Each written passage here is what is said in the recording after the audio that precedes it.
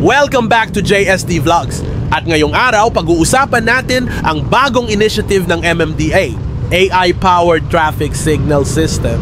Totoo ba to? At ito na nga ba ang sagot sa traffic sa EDSA?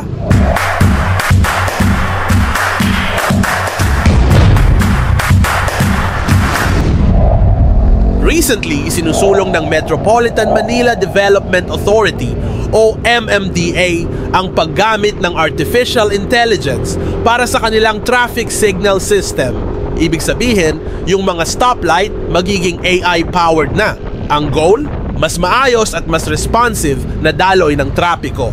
Gagamit daw sila ng sensors at cameras na magmomonitor ng volume ng sasakyan para automatikong mag-adjust ang traffic light timings. Ang tanong, kaya ba talaga nitong AI na ayusin ang centuries-old problema ng traffic sa Maynila? Okay, una sa lahat, good move Danto in theory. Alam naman natin na maraming traffic lights sa Pinas na parang may sariling mundo. Kahit walang sasakyan sa kabilang lane, red pa rin tayo, nakaka-frustrate. Kung AI ang mag-a-adjust base sa real-time traffic, baka nga mas maging efficient ang daloy. But here's the catch, AI nga pero may maintenance ba? Functional ba ang sensors at cameras in the long run? Kasi kung wala rin namang proper upkeep, parang wala rin kwenta. Alam mo yon? So para sa akin, may pros and cons to.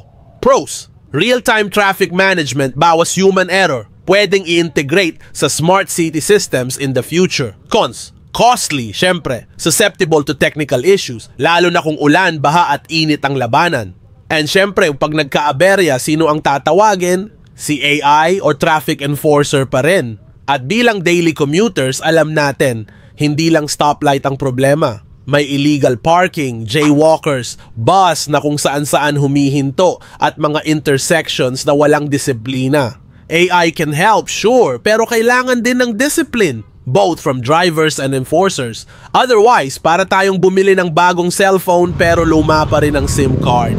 Gets? Ikaw, anong masasabi mo? Agree ka ba sa AI-powered traffic lights? O mas okay pa rin ang human judgment pagdating sa trapiko? Comment down below, like and share kung nagustuhan mo tong video. At syempre, huwag kalimutang mag-subscribe sa JSD Vlogs for more tech updates and real talk reactions. Hanggang sa susunod, drive safe mga ka-JSD!